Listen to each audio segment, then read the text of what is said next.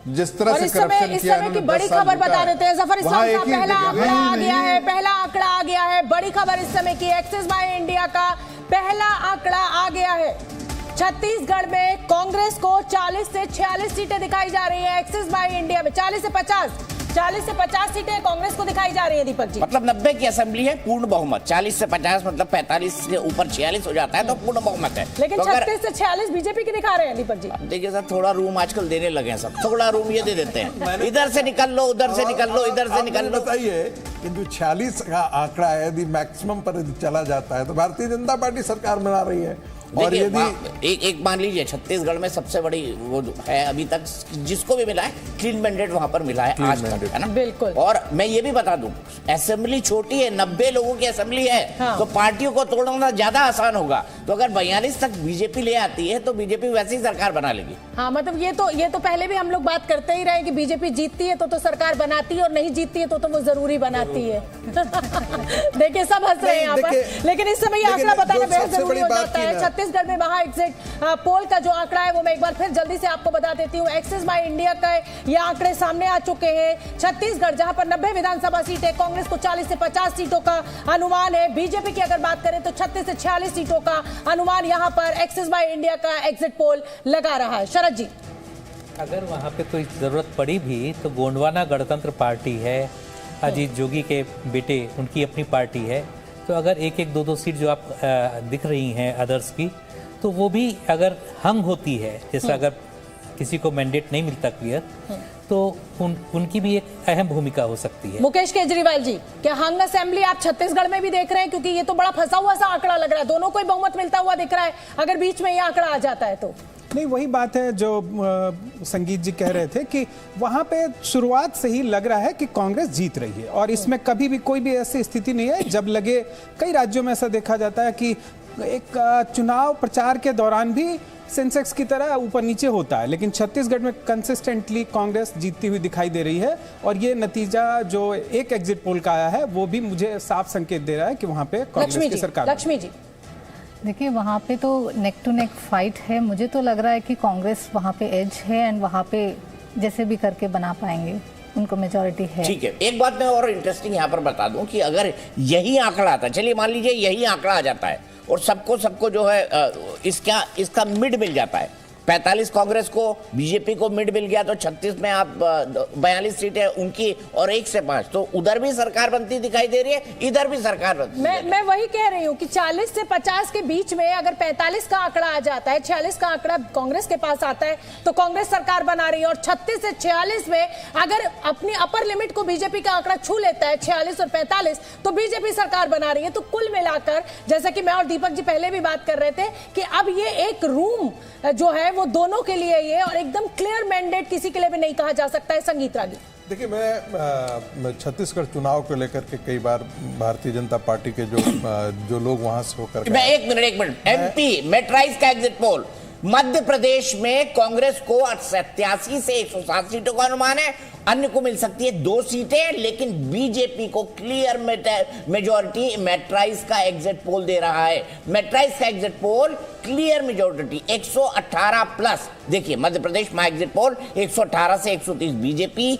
यही मुझे भारतीय जनता पार्टी के जो नेता वहां से चुनाव लड़वा कर आ रहे हैं उन्होंने कहा हुआ है। मैंने आपसे कहा था कि छत्तीसगढ़ के लिए मैं आपसे कहा था कि छत्तीसगढ़ में भारतीय जनता पार्टी जीत सकती है, ऐसा मेरा अनुमान है आकलन के आधार पर। गड़बड़ कहाँ हुई है थोड़ा बहुत भारतीय जनता पार्टी से कि जो कुछ भी फील्ड से आए, एक स्वयं उन्होंने निगेटिव नैरेटिव बनाया कि हम लोग एज में हैं, हम लोग कंपटीशन में आ रहे हैं। आप देखिएगा चुनाव स्ट्रेटजी परसेप्शन की लड़ाई बहुत होती है और परसेप्शन शुरू से ही बनाने की होती है।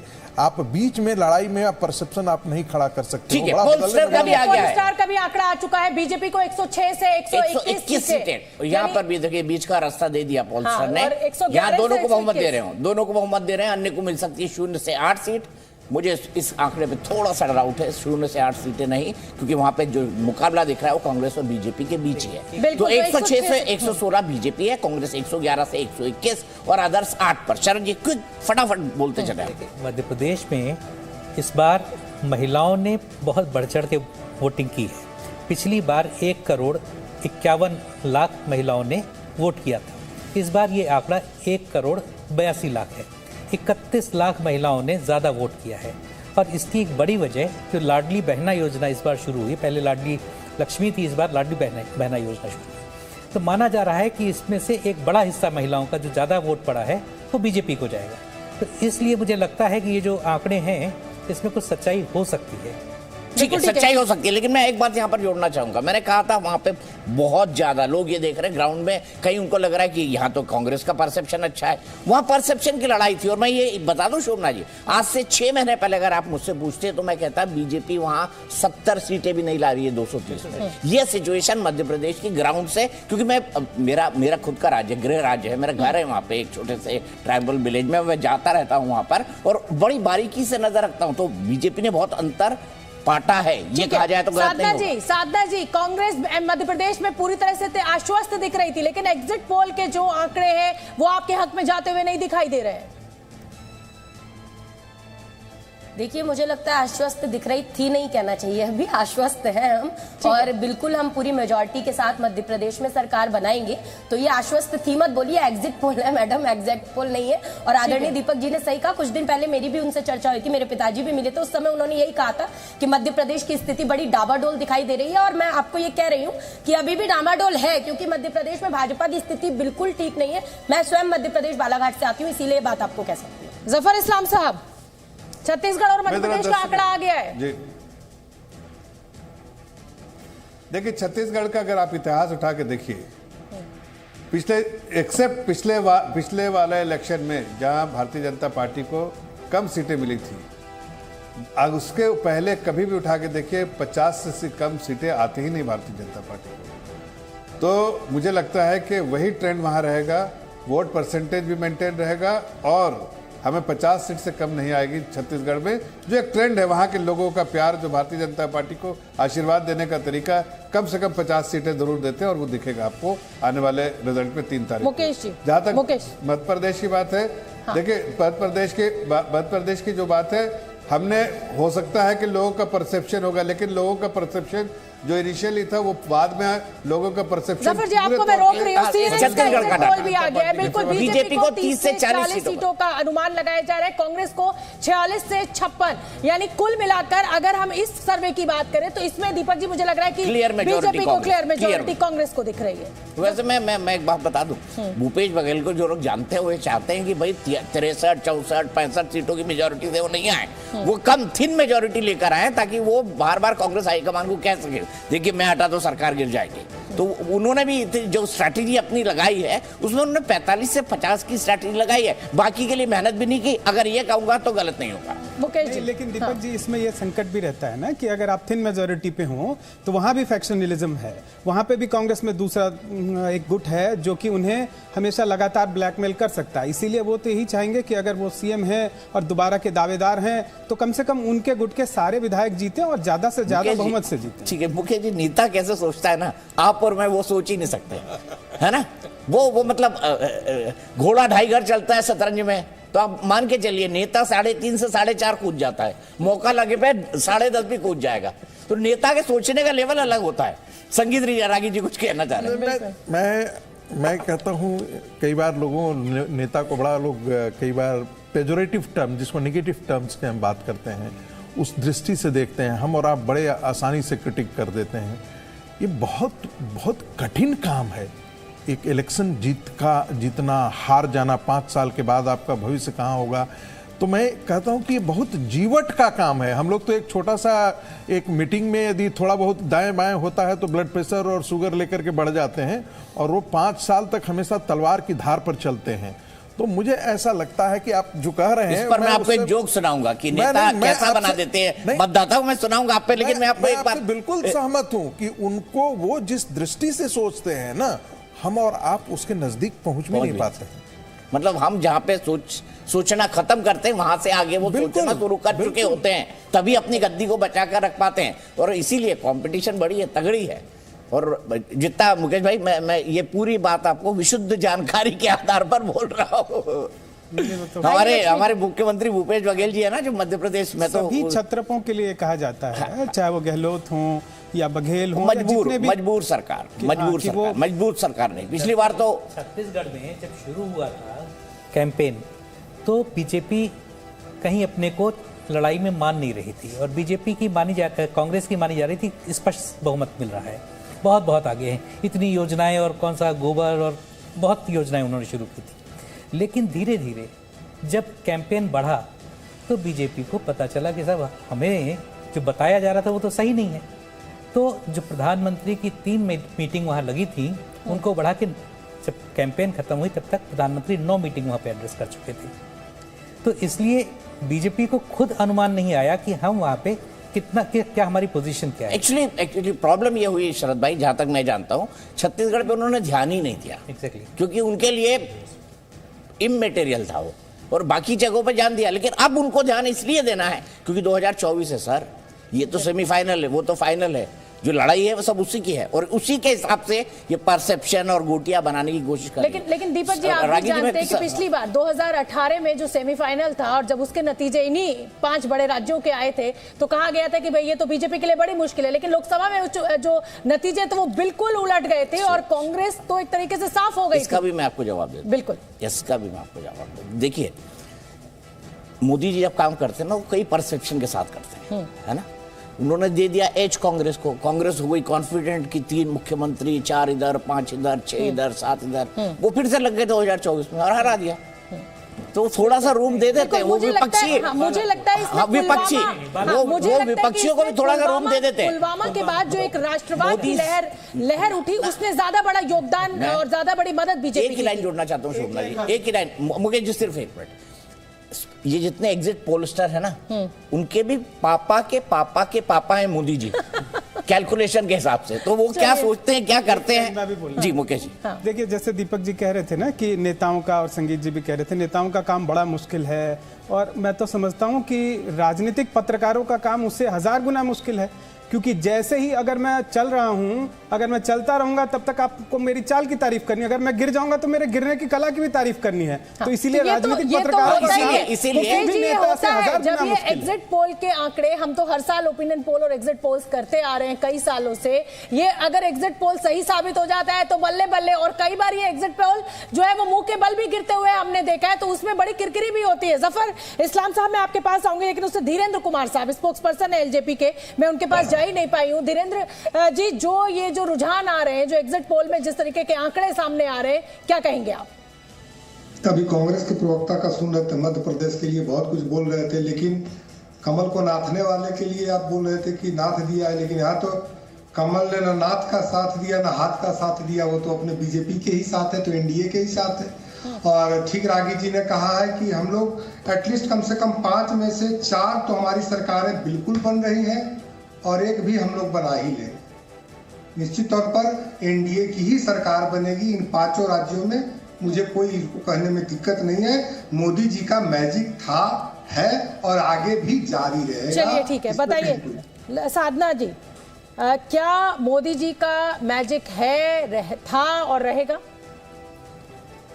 लक्ष्मी देवी, माफ कीजिए, सॉरी लक्ष्मी। मैं ये सब शब्द नहीं मानती। अच्छा चलिए, पहले साधना जी को सुन लेते हैं, फिर लक्ष्मी जी। साधना जी गलत सवाल पूछ लिया आपने। मैं एक्चुअली लक्ष्मी जी नाम से थोड़ा सा साधना जी सकपका गई मोदी जी के मैजिक। साधना जी मैं आऊंगी आपके पास, राहुल गांधी से स्टूडियो में मेरे साथ लक्ष्मी जी बैठी हुई हैं, उनसे मेरा ये सवाल है। मैजिक अब कोई कब क्या शब्द, अब तो पनौती चल रहा है, कहीं मैजिक चल रहा है, अब क्या शब्दों पे मत जाइए, फिर तो अलग अलग तरह के शब्द फिर आ जाएंगे। लेकिन मैं यहाँ पर मौजूद सभी मेहमानों को बताना चाहती हूँ कि मैं इस तरीके के शब्दों को बिल्कुल पसंद नहीं करती, चाहे वो मूर्खों का सरदार कहा जाए किसी को, और या किसी को पनौती कहा जाए। तो मेरी आप सभी राजनीतिक मेहमानों से ये हाथ जोड़ के विनम्रता के साथ विनती है कि आप अपनी चुनावी रैलियों में जिस नेता को जो बोलना हो बोले, लेकिन कम से कम मेरे और दीपक जी के शो में नहीं। लक्ष्मी जी, मोदी जी का मैजिक है, था और रहेगा?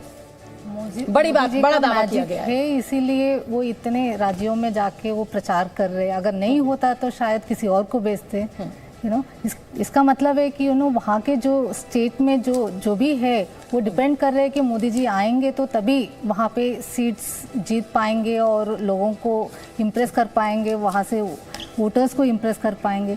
तो मुझे लगता है कि वो दिखता है, बट वो सीट में कन्वर्ट होता है नहीं होता है वो नहीं, और रिजल्ट के बिल्कुल, बाद कर्नाटक के नतीजे, हिमाचल प्रदेश के नतीजे, हालांकि अगर गुजरात के नतीजों की भी बात कीजिए, सारे आंकड़े पिछले जो भी चुनाव हुए वो सब हमारे सामने है। और ऐसे में शरद जी आपके पास आना चाहूंगी, राहुल गांधी ने जिस तरीके से दमखम लगाया है, खासतौर पर मैं तेलंगाना का जिक्र करना चाहूंगी, कहा गया है कि जो स्थिति मध्य प्रदेश में 6 महीने पहले बीजेपी की थी वैसी ही कुछ स्थिति कांग्रेस की थी तेलंगाना में, तो उसका क्रेडिट भी क्या राहुल गांधी को मिलेगा?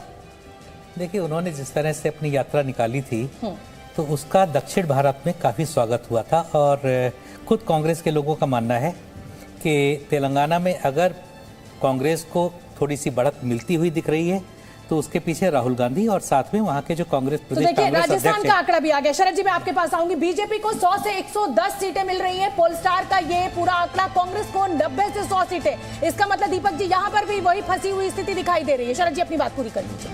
तो वहाँ जो एक रेवंत रेड्डी प्रदेश अध्यक्ष हैं, उन्होंने भी काफ़ी काम किया और किसी हद तक कांग्रेस ये साबित करने में जनता के सामने कामयाब हुई कि बीजेपी, केसीआर और असदुद्दीन ओवैसी की पार्टी AIMIM, उनके बीच कहीं किसी तरीके का गठबंधन है, परोक्ष प्रत्यक्ष जैसा भी है। तो ये लोगों में एक परसेप्शन गया और उसकी वजह से कांग्रेस को बढ़त मिलती हुई दिख रही है और बाकी दूसरी पार्टियों को थोड़ा सा उससे सेटबैक लगा है। तो बीजेपी के आंकड़े को, राजस्थान के आंकड़े के लिए क्या कहेंगे दीपक जी आप? शोभना जी, देखिए, राहुल गांधी जब अपना भारत जोड़ो यात्रा करके निकले थे, उसके बाद तुरंत तेलंगाना में बाईपोल हुआ था और वो उस जगह पे बाईपोल हुआ था जहां से राहुल गांधी की सवारी निकली थी और वो चुनाव, बाईपोल के चुनाव जो है वो कांग्रेस हार गई थी। तो ये बड़ा कहना मुश्किल है कि जब आप यात्रा करते हैं तो निश्चित तौर पर वो आपका प्रभाव क्षेत्र के अंदर आ जाता है, आप चुनाव जीत जाएंगे। ये कोई और कारण हो सकता है BRS के नीचे जाने। अधिकतर बाईपोल जो रूलिंग पार्टी है उसके फेवर में जाते हैं। अब मतलब अक्रॉस ये बिल्कुल उत्तर प्रदेश में भी हमने देखा, ये बात बिल्कुल सही है। लेकिन दीपक जी, जो राजस्थान का आंकड़ा आ रहा है वहां भी कुछ फंसी हुई सी स्थिति दिख रही है। मतलब वो जिस रूम की आप बात कर रहे हैं आंकड़ों में, वो हर आंकड़े में दिख रहा है। देखिए, ये रूम तो दिया गया रूम है, मुझे ऐसा लगता है ये रूम दिया गया रूम है 90 से 100। जो लोग राजस्थान की पॉलिटिक्स को समझते हैं, जो जानते हैं, समझते हैं और अंडरग्राउंड पे घूमते हैं, उनको लगता है कि भाई बीजेपी ठीक है, अगर चाहती तो 160 ला सकती थी, लेकिन क्लियर मेजोरिटी से अभी तक वहां जो लोग गणना कर रहे हैं उसके हिसाब से, मुकेश जी से पूछ लीजिए, मुकेश जी मैं गलत हूँ? क्लियर मेजोरिटी बीजेपी की कोई मुश्किल बात लगती नहीं। अगर एग्जिट पोल इतनी बड़ी संख्या में नहीं दे रहे हैं सीट तो इसका बहुत गंभीर मायने है। जैसा कि आप भी कह रहे हैं और स्वाभाविक ही है कि मान के चल रहे थे बीजेपी वाले 140 से ऊपर कुछ भी, लेकिन अगर एग्जिट पोल लगभग 10 सीटों का डिफरेंस दे रहे हैं, 10-15 सीटों का, तो ये बहुत बड़ा संकेत है कि ये कहीं भी जा सकता है। क्योंकि वहां पे आपने ठीक कहा है, वहां पे आप देखिए ना, बीजेपी कहां से कहां पहुंच जाती है, एकदम जंप लगाती है, फिर पीछे पहुंच जाती है, तो इतना पीछे पहुंचती है। और पिछली बार देखिए, आधे % का वोट का मार्जिन है दोनों पार्टियों में, सिर्फ 0.4 दे रहे हैं, जिन्होंने 10,000, 20,000, 30,000, 40,000 लोगों का सर्वे किया है। तो ये सामान्य बात है। जफर इस्लाम साहब, बहुत क्लीन स्वीप नहीं दिख रहा है। कोई जीते कोई चले जाए। जिस राजस्थान के लिए आप बिल्कुल आश्वस्त दिख रहे थे, आप 5-0 कह रहे थे, उस राजस्थान में फंसी हुई स्थिति दिखाई दे रही है और ऐसा लग रहा है कि 2018 वाले चुनाव के नतीजे हो सकते हैं। हालांकि आपको भी 90 से 100 सीटें दिखाई जा रही हैं। उनकी 100 से 110, हाँ, उनकी 100 से 110 है, कांग्रेस की 90 से 100 है। 100% कॉन्फिडेंट हूँ। राजस्थान में 130 से 150 के बीच, कम से कम 130 और 150 भी हो जाए तो बिल्कुल आश्चर्य नहीं होगा। वैसे मध्य प्रदेश में 135 सीटें हमें आएगी, ऐसा अनुमान है हमारे अपने फीडबैक के से। छत्तीसगढ़ में भी हम सरकार बनाएंगे। आप जब रिजल्ट आएगा तो आप आश्चर्य रहेंगे। जितने भी पॉलिटिकल पंडित हैं उनको कहीं ना कहीं इस बात का दुख होगा कि उन्होंने जिस हवा का रुख समझने में नाकाम रहे। और तेलंगाना में इतिहास रचने जा रहा, मैं बार बार कह रहा हूँ। मैं नॉर्थ ईस्ट के बारे में ज्यादा टीका इतिहास रचने में कितनी सीटें क्लेम कर रहे हैं? नॉर्थ ईस्ट में कई, देखिए वहां पर हमारी सरकार बनने जा रही है तेलंगाना में। मैं आज के दिन झूठे कुछ भी बोल सकते हैं। आज के दिन झूठे जफर भाई कुछ भी बोल सकते हैं। आज 1 के साथ 1 फ्री है, 1 के साथ 1 फ्री है।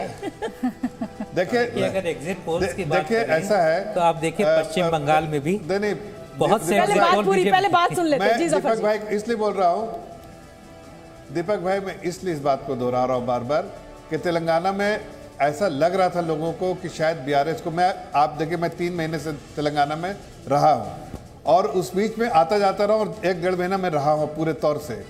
शुरू में लोग कहते थे, जब वहाँ के आम आदमी से, नागरिक से पूछिए, तो शुरू में लोग कहते थे कि 90 से 100 सीटें आएंगी बीआरएस की 119 में से।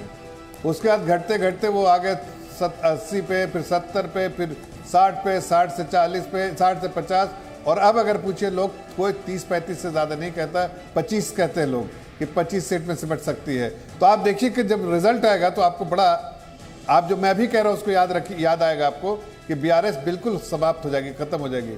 कांग्रेस का कोई वहाँ बहुत बड़ा वर्चस्व नहीं है। कांग्रेस से लोग जानते हैं कि उन्होंने वही परिवारों को मारा था वहाँ पर और इन लोगों ने लूटा है। तो दोनों के प्रति कहीं ना कहीं बहुत रोष है वहाँ पर, और इसलिए मैं कह रहा हूँ कि अगर उन लोग एक अल्टरनेटिव के तौर पे वहाँ की जनता ढूंढ रही है और कहीं ना कहीं रिसेप्टिवनेस है। आप बहुत सारे पॉलिटिकल पंडितों ने लिखा है, शायद वो बहुत मशहूर नहीं है, लेकिन उनके एतबार से इस बार भारतीय जनता पार्टी इतिहास रचाएगी। जफर इस्लाम साहब, केंद्रीय मंत्री आपको उतारने पड़ रहे हैं इस बार चुनाव में, आपने अपने विधायकों के टिकट काटे हैं, तो कहीं ना कहीं ये डर तो बीजेपी में भी था ना, और इसीलिए आपको इतने बड़े दिग्गजों को उतारना पड़ा, चाहे मध्य प्रदेश हो और चाहे राजस्थान। ऐसा नहीं शोभना जी, ये सबसे पहले आप समझ लिए, भारतीय जनता पार्टी में प्रधानमंत्री जो सबसे लोकप्रिय नेता पूरे देश के नहीं पूरे दुनिया के लिए, वो भी एक कार्यकर्ता है, एक सामान्य कार्यकर्ता है। पार्टी के, देखिए सरकार अलग है, पार्टी के अंदर सब बराबर कार्यकर्ता के तौर पे है, और हर कार्यकर्ता को एक दायित्व दिया जाता है, वो दायित्व उसको निभाना है। हमारे लिए पद जो है सरकार में वो एक दायित्व के तौर पे है, जब तक है दूसरा पद कुछ रिस्पॉन्सिबिलिटी दी तो उसको पूरी की जाएगी। ये डिसिप्लिन सोल्जर्स के तौर पे है। लेकिन जफर इस्लाम साहब, आपको नहीं लग रहा है कि ब्रांड मोदी को इन 5 स्टेट्स में आगे करके आप बहुत बड़ा रिस्क भी ले रहे हैं, अगर नतीजे आपके मन मुताबिक नहीं आए? कोई देखिए हमारे यहाँ सबसे जो हमारे सुप्रीम लीडर हैं वो सबसे लोकप्रिय लीडर भी हैं, और हम इलेक्शन में बिल्कुल बिना संकोच के कहना चाहते हैं कि हम स्ट्रैटेजी जो भी हो पूरे दमखम के साथ लड़ते हैं। ये हमारे पार्टी का दस्तूर है। ये जब हमने ऐसा बात पिछले बार कहा तो हमारी बहन जो बैठी है कांग्रेस की, उन्होंने कुछ अलग ही समझ लिया। मैं उनको बता रहा हूँ कि हमारे पार्टी के कार्यकर्ता जो है समर्पित होते हैं, और समर्पित होने का मतलब नहीं कि कोई गलत काम करना, समर्पित होने का मतलब है कि जो पार्टी का लक्ष्य है उस लक्ष्य को पूरा करने के लिए दिन रात मेहनत करनी पड़ती है। तो वो चू चरा नहीं करते हैं या पैसे की लालच या कोई और लालच नहीं रखते, बल्कि उनकी जन सेवा का जो लक्ष्य पार्टी का, उसको पूरा करने के लिए अपनी पूरी ताकत लगाते हैं।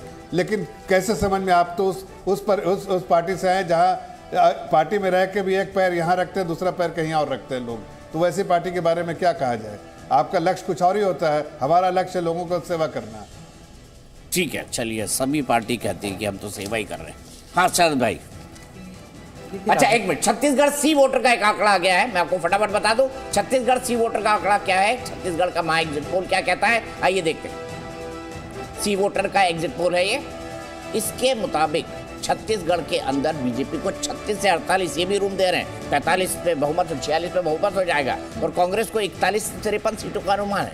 अन्य को मिल सकती है 0 से 4 सीटें। देखिए यहाँ पे भी खेल खुला है। तो यहाँ तो ओयो, इस बार तो मुझे लग रहा है कि सारे एग्जिट पोल में जो है वो ओयो रूम खूब है। रूम ही रूम है।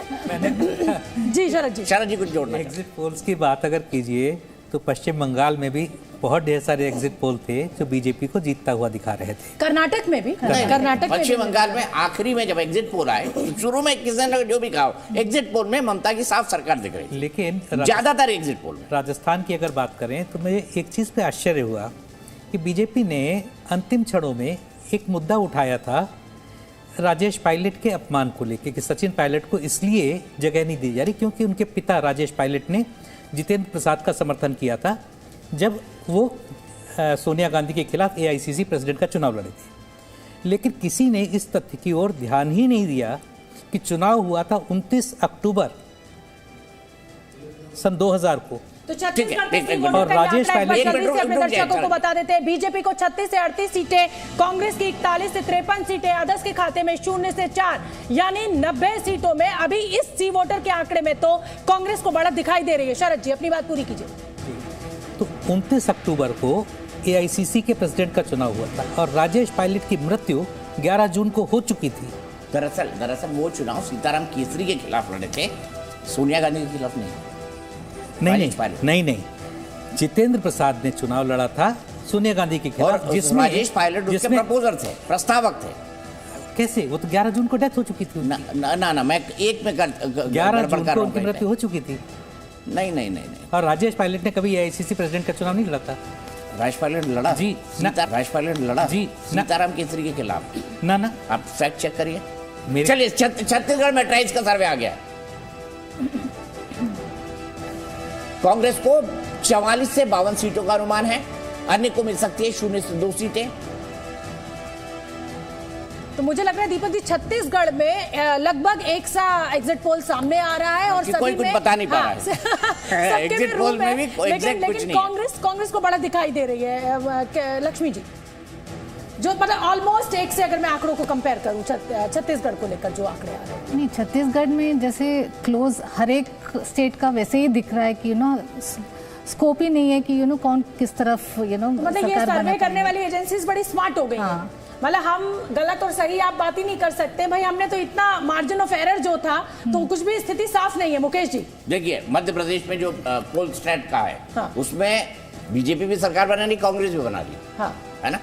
वैसे छत्तीसगढ़ में भी दिखाई दे रहा है। मुकेश जी नहीं, देखिए, अगर इन सर्वेज में बहुत ह्यूज मार्जिन दिखाई दिया होता, अगर उनका परसेंटेज बहुत ह्यूज होता तो वो निश्चित तौर पर रिफ्लेक्ट होता। जहां पे भी आपको दिख रहा है थिन मार्जिन दिखा रहे हैं, इसका मतलब है कि वहां पे वोट परसेंटेज में उन्हें बहुत ज़्यादा फर्क नहीं दिखाई दे रहा है। और वही बात मैं रिपीट कर रहा हूं, जहां राजस्थान में आपने देखा कि 0.4% के वोट परसेंटेज में 0.4 का डिफरेंस है और सीट में 26-27% का डिफरेंस है। तो ये ध्यान में रखते हुए ये, और वो स्वाभाविक भी है, जो गणित या विज्ञान है सर्वे का, उसमें भी ये होता है कि आप जो सर्वे के डेटा आते हैं उसको भी फिर अपने विवेक और अपनी समझ के मुताबिक थोड़ा घटाते बढ़ाते हैं। तो ये वही चीज़ें हो रही हैं। मुझे लग रहा है कि ये भी बहुत स्पष्ट नहीं है। जहां पे भी वो दोनों पार्टियों को कहीं ना कहीं सरकार बनाता दिखा रहे हैं, जिसकी तरफ बार बार इशारा किया जा रहा है, अगर वो स्थिति है तो इसका मतलब सर्वे क्लियर नहीं है। सर्वे क्लियर नहीं है, लेकिन क्या जनता क्लियर है? और मेरा ये मानना है कि जनता 2014 के बाद एक पैटर्न देखिए, हंग कहीं नहीं दे रही है। 2014 के बाद से हंग असेंबलीज, हंग पार्लियामेंट जो है वो एक बीती हुई बात हो गई है। यानी जनता जानती है किसको वोट देना है, जनता जानती है उसे मजबूत सरकार चाहिए, मजबूर सरकार नहीं। बिल्कुल, ये जानती है जनता। ये एक बार हम कंपैरिजन जो ग्राफिक्स हैं, चाहे मेटराइज की बात करें तो ये आंकड़ा आपके सामने, बीजेपी को 34 से 42, कांग्रेस को 44 से 52 और अदर्स के खाते में 2 जा रही है। ये 90 सीटों का मेटराइज का सर्वे कह रहा है। और पोलस्टर का सर्वे क्या कह रहा है वो भी आंकड़े हम आपको दिखाएंगे। छत्तीसगढ़ को लेकर सी वोटर, ये मेटराइज का सर्वे आपके सामने है, 34 से 42, 44 से 52 कांग्रेस को। यानी अगर हम मेटराइज सर्वे की बात करें तो छत्तीसगढ़ में कांग्रेस की सरकार बनती हुई इस आंकड़े के हिसाब से तो दिखाई दे रही है। लेकिन मैं आपको फिर बता दूं, ये एग्जिट पोल के आंकड़े हैं। 3 दिसंबर को फाइनल नतीजे आएंगे और तभी पता चलेगा कि किसकी सरकार किस राज्य में बन रही है। दावे बड़े बड़े हो रहे हैं, वादे बड़े बड़े हो रहे हैं, लेकिन उससे पहले ये थोड़े सा जो आंकड़े हैं इनसे एक अंदाजा, एक रुख, एक रुझान जरूर पता लगता है। शरद जी जी बिल्कुल, इनसे एकदम पता चल रहा है कि जो कांग्रेस की कैंपेन थी तो उन्होंने काफ़ी डिफ्यूज रहा और उनके पास स्टेट लीडर्स तो थे, चाहे कमलनाथ हो या दिग्विजय सिंह हो मध्य प्रदेश में। राजस्थान में उनके पास अशोक गहलोत थे, जबकि सचिन पायलट जितना उन्होंने पिछले चुनाव में जितना कैंपेन किया था, इस बार उसका मुश्किल से 10 या 20% ही कैंपेन किया। तो सेंट्रल लीडरशिप उनकी उतनी मजबूत नहीं थी जितनी बीजेपी की। तो बीजेपी की कैंपेन कहीं ज़्यादा मजबूत रही है कांग्रेस के मुकाबले, लेकिन अल्टीमेटली जनता का वोट डिसाइड करता है कि आउटकम क्या होगा। लेकिन अगर वाकई बीजेपी छत्तीसगढ़, मध्य प्रदेश, राजस्थान तीनों जीत लेती है और तेलंगाना में भले से वो हार जाए, मैं ये कहूंगा कि कांग्रेस को जीती हुई बाजी को हारना आता है। जीती हुई बाजी को हारना कांग्रेस को आता है। क्यों मुकेश जी बताइए? अगर ऐसा होता है तो मैं खुद कह रहा हूँ कि ऐसा होता है तो जीती हुई बाजी हार रही है कांग्रेस, अगर बिल्कुल सब राज्यों में हारती है तो। बिल्कुल, हालांकि सब राज्यों में हारने की स्थिति तो मुझे नहीं दिखाई दे रही है, लेकिन ये बात बिल्कुल स्पष्ट है कि कांग्रेस को जीती हुई बाजी हारना आता है और वो तमाम ऐसे काम करती है। उनके तमाम नेता एकदम कभी भी कुछ भी बोल सकते हैं, कुछ भी कर सकते हैं, और उनके अंदर जो एक अभी का जो समय है, आपको हर लड़ाई दुश्मन को आंकते हुए लड़नी होती है।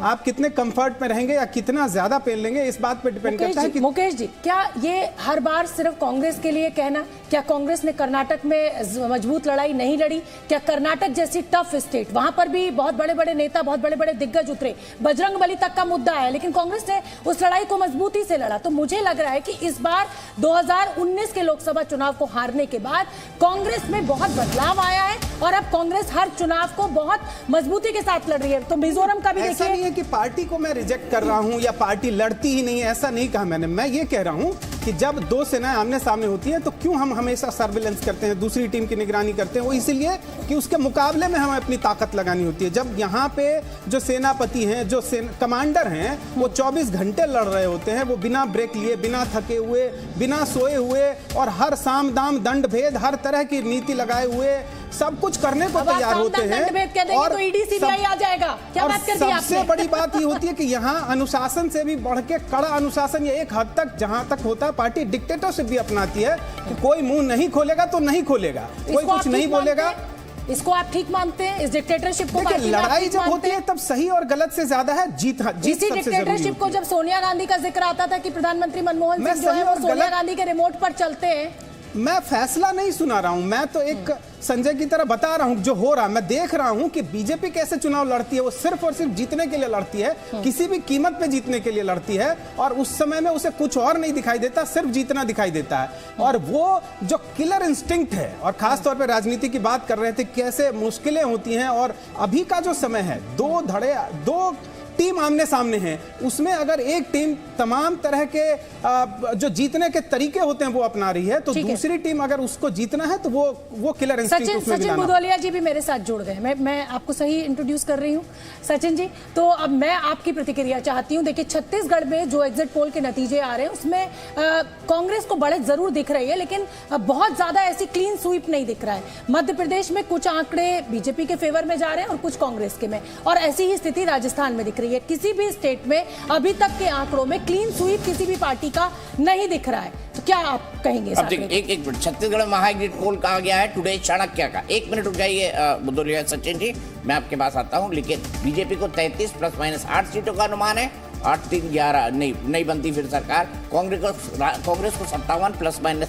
8 सीटों का, यानी कांग्रेस क्लियर मेजॉरिटी से टुडे चाणक्य के हिसाब से सरकार बना रही है। बिल्कुल, देखिए मुझे लगता है कि जितने भी एग्जिट पोल के नतीजे छत्तीसगढ़ को लेकर आ रहे हैं उसमें सीधा दिख रहा है कि कांग्रेस आ रही है, एक बार फिर अपनी वापसी कर रही है। बोलिए सचिन जी। देखिए, छत्तीसगढ़ में जो पहले 2018 का जो चुनाव था उसमें जितना अंतर था वो अंतर काफी हद तक दूर हुआ है।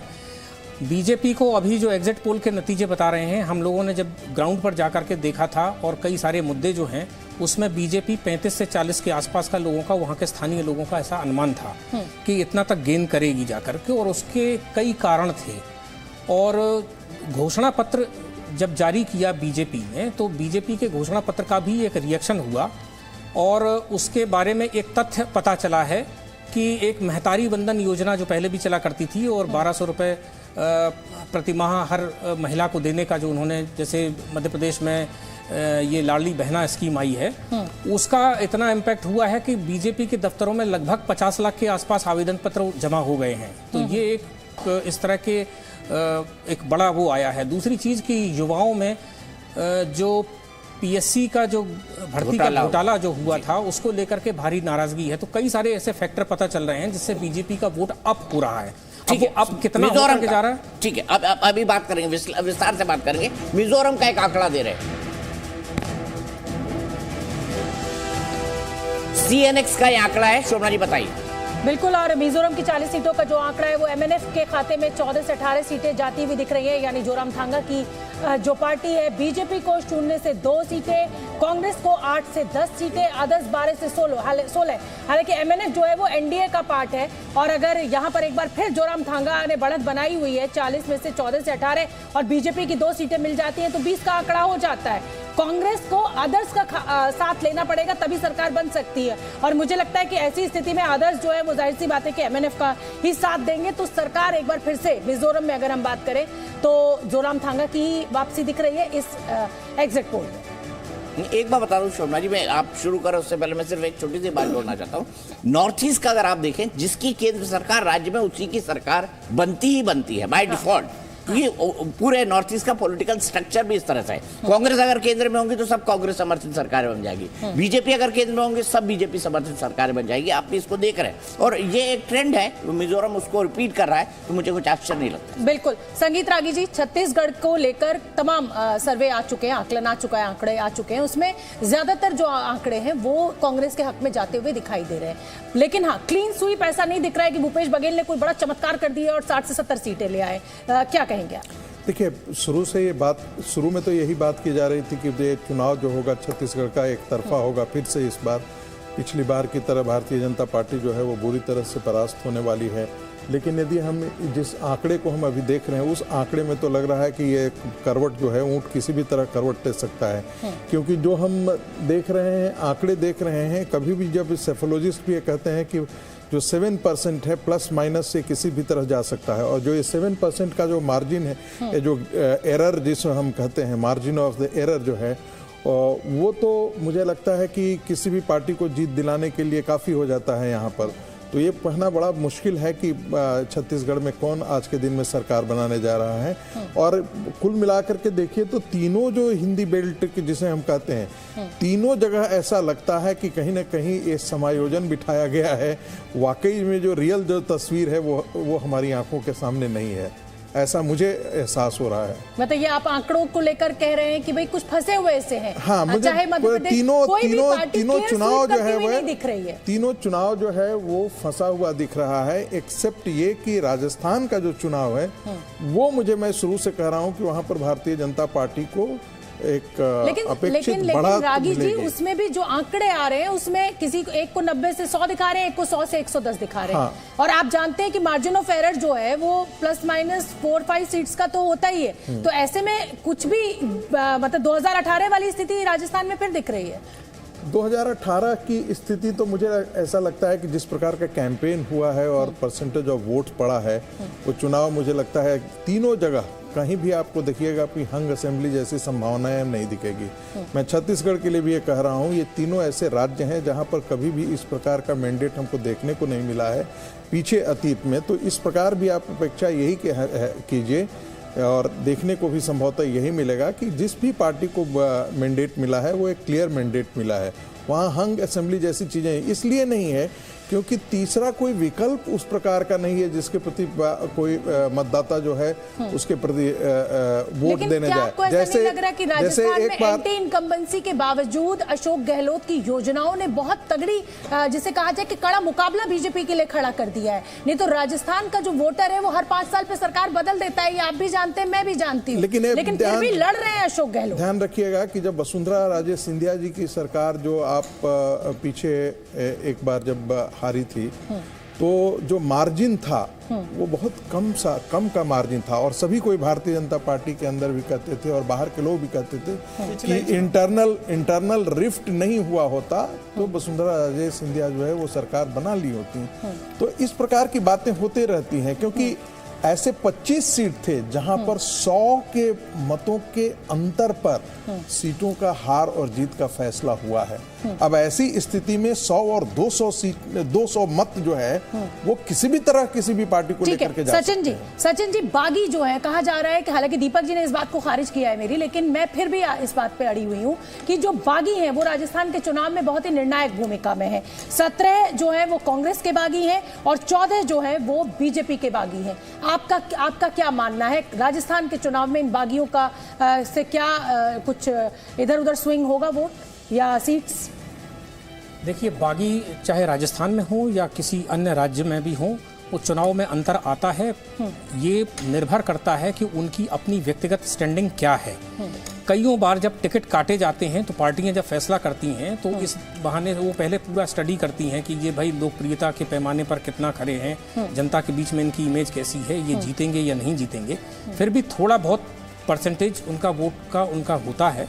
और चूंकि 14 और 17 जो आंकड़ा आप बता रही हैं, ये दोनों लगभग न्यूट्रलाइज कर देगा। मुझे नहीं लगता कि परिणाम के ऊपर कोई बहुत असर आने वाला होगा। शरद जी, मैं बागियों की बात कर रही हूं और सचिन जी ने कहा कि वो किसी भी राज्य में हो, लेकिन ये कहा जा रहा है कि अगर वसुंधरा राजे मुख्यमंत्री बनेंगी तो ये जो बीजेपी के बागी हैं तभी वो साथ देंगे। ऐसा ही केस कुछ अशोक गहलोत के साथ भी है कि ये जो बागी हैं ये हैं सब अशोक गहलोत के ही, लेकिन वो उसी स्थिति में कांग्रेस के साथ आएंगे अगर हंग असेंबली की सूरत बनती है तो साहब अशोक गहलोत मुख्यमंत्री बने। तो क्या पेच दोनों तरफ फंसा हुआ है? क्योंकि आला कमान मुझे नहीं लगता वसुंधरा राजे के नाम पर इस बार बहुत सहमत है मुख्यमंत्री के लिए राजस्थान में।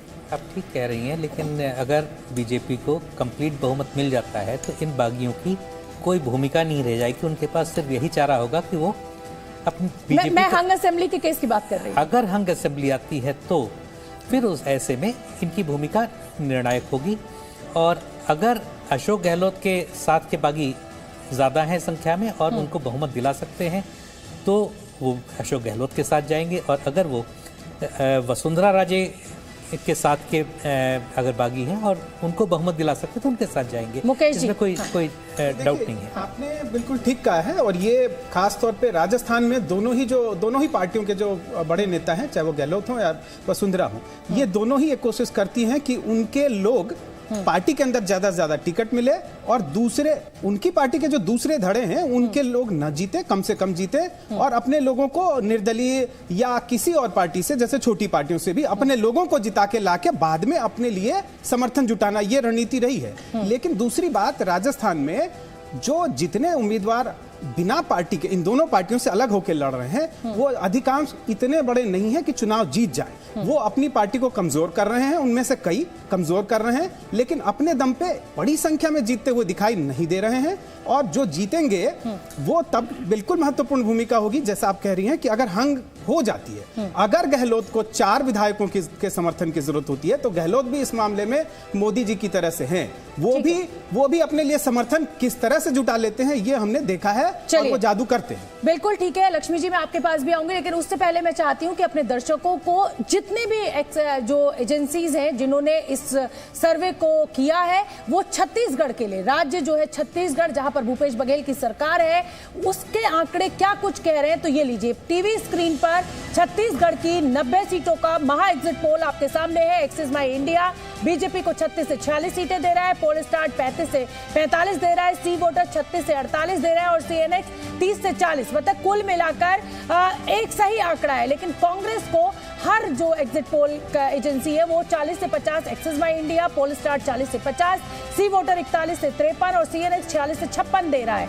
यानी कुल मिलाकर अगर इस पूरी टैली को हम देखें तो छत्तीसगढ़ में दीपक जी कांग्रेस जो है वो बढ़त बनाए हुए, लेकिन कोई बहुत क्लियर मैंडेट नहीं दिख रहा है मुझे। ठीक है, एक बार फिर से देख लेते हैं। देखिए क्या है, एक्सिस माई इंडिया क्या कहता है, बीजेपी 36 से 46, दिखाइए फिर से एक बार। चलिए मेट्राइज बीजेपी कह रही है 34 से 42, कांग्रेस को दे रही है 44 से 52।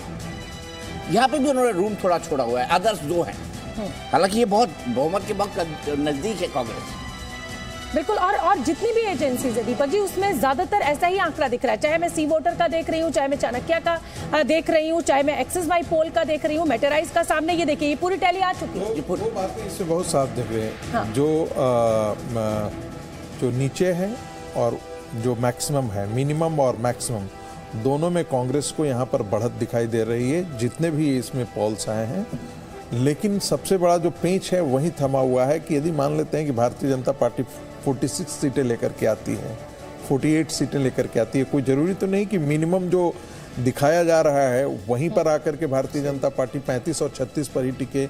यदि वो 48 पर चली जाती है या 46 पर चली जाती है तो सरकार बन जाती है। हाँ, इसीलिए उसमें जो है जो इंडिकेशन है इन एग्जिट पोल्स का वो ये कहता है कि कांग्रेस को थोड़ी सी एज है, बहुत थोड़ी सी एज है, लेकिन बीजेपी बाजी पलट सकती है। बाजी और कौन पलट सकता है छत्तीसगढ़ में? ये अदर्स होते हैं ना, 2, 3, 4, 5, ये बहुत महत्वपूर्ण हो जाते हैं, क्योंकि जो असेंबली है वो सिर्फ 90 सीटों की विधानसभा है, 45 में बहुमत है और वहां पे अजीत जोगी की पार्टी लड़ रही है, अमित जोगी वहाँ के काफी जुगाड़ू आदमी माने जाते हैं। बिल्कुल। और लेकिन और कांग्रेस में एक और लड़ाई भी है। अगर चुनाव जीतती है कांग्रेस और बहुत मार्जिन ऑफ सीट्स जो है वो बहुत ज्यादा नहीं है, जीत का जो बहुमत का आंकड़ा है, तो उसमें टीएस सिंहदेव और भूपेश बघेल फैक्टर भी है। उस समय भी आला कमान के लिए बहुत मुश्किलें खड़ी हो सकती हैं। और कई बार हमने देखा है कि ऐसे सरकार बनते बनते, और दीपक जी ने तो पहले ही कह दिया है कि कांग्रेस को जीती हुई बाजी हारना बड़ी अच्छी तरह आता है। लक्ष्मी जी। हाँ जी, यहाँ पे जो सीटें रूम जो है बहुत कम है, बहुत और देखिए कम है। राजस्थान का